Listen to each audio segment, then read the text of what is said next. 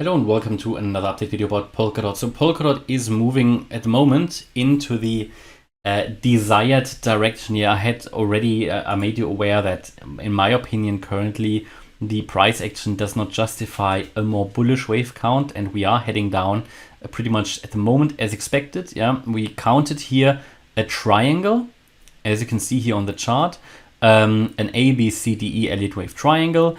This seems to be currently breaking out to the downside quite rapidly. So from an Elliott Wave count of view, this count so far has worked out.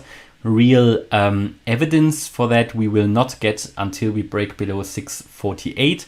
The wave D low breaking, or the break of the wave D low here at 735 was already good confirmation that we are breaking out, but proof or evidence will only be obtained here below 648.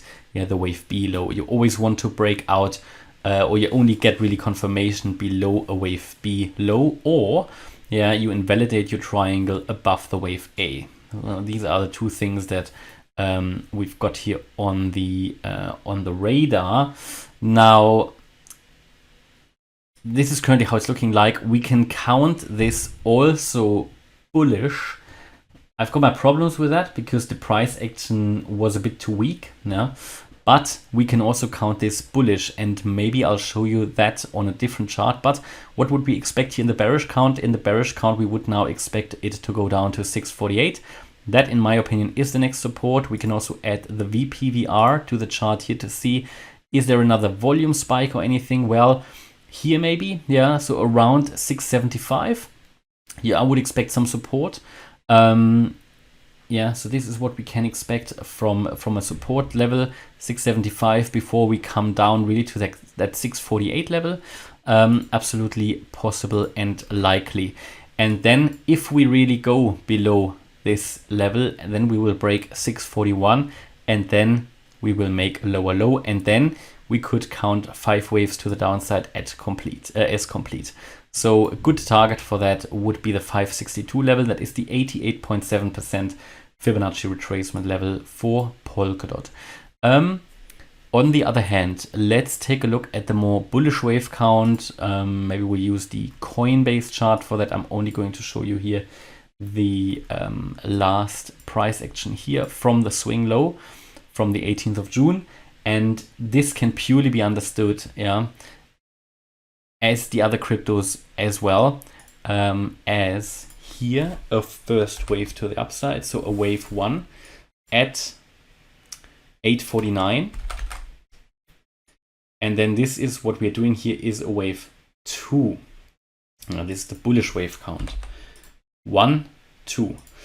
In this wave 2, where would be key support? So if we take a look at that, the bullish wave count from the low, we take the retracement levels to the high, and even in this scenario, I would now expect a little bit lower prices here of 688. That is the 78.6% Fib level. Then we could even drop to 668. Now that would be already quite bearish, or a very strong reaction to the downside. Yeah. But again, then we are, if you go below 668, I think that's it as well. It doesn't technically invalidate the first impulse up yet, but if we really go below 668, below the 88.7% Fib level of this move, then it will just be very unlikely that this indeed was a wave 1 and this is wave 2. And then what needs to happen then? Well, the price has then come down very strongly. So I would personally, as I said, expect here from a retracement point of view, in a bullish scenario, we should see the price reacting to 688 or 668. And if it does that, then it could turn around. It has a chance to turn around. In my opinion, then a move above the next swing high here at pretty much $8, yeah, will give a really good indication that wave 2 is finished. And a move then above 850 will, in my opinion, confirm that.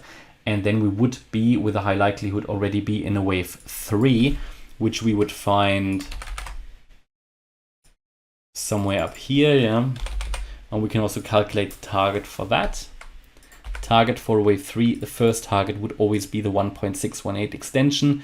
Now again, usually the altcoins go higher. If they don't, then it's not necessarily a very bullish sign. So this would be the $10.30 level, and this would be an important level to get to, yeah, because also we would go above the 50-day moving average, which is currently coming down. That's currently located at $9.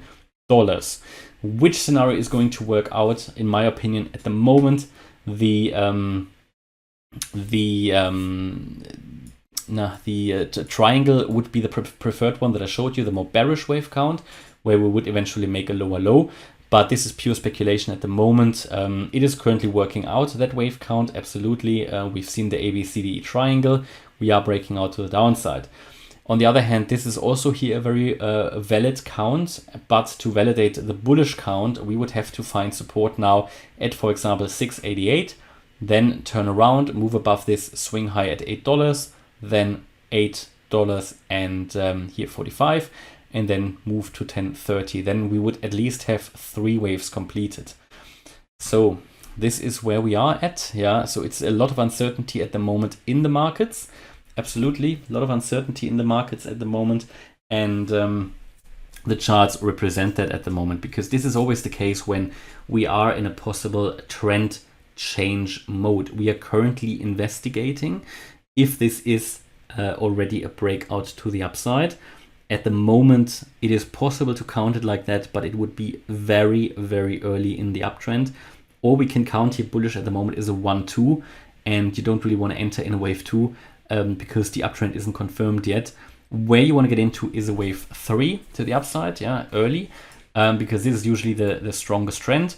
However, even in this scenario here, if we have the 1 and 2 complete, because this is only the first impulse up, you would at least, you don't know, you know, the higher, the more confirmations we get, the better, of course. So you could have the 1, 2, 3, 4, 5 complete. Then all of this will be corrected down once more. If we then make a higher low, then we have a fairly high level 5-wave move already completed to the upside. Then a 3-wave move down completed, pretty much a higher level wave count one. And that is then really good indication already that we are already in an uptrend. Until then, there will be a lot of uncertainty in the markets. That is just the case, yeah. It is also the case because the cryptos are so volatile. Yeah, it is still a very young asset class. Therefore, we have come down a lot in this current correction. Let me just find the correct wave, the current chart.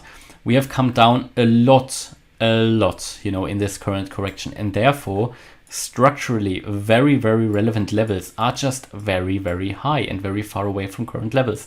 So, for example, here, that significant swing high, that is at $24. I mean, we would need to get above that level to get to remove some of the selling pressure.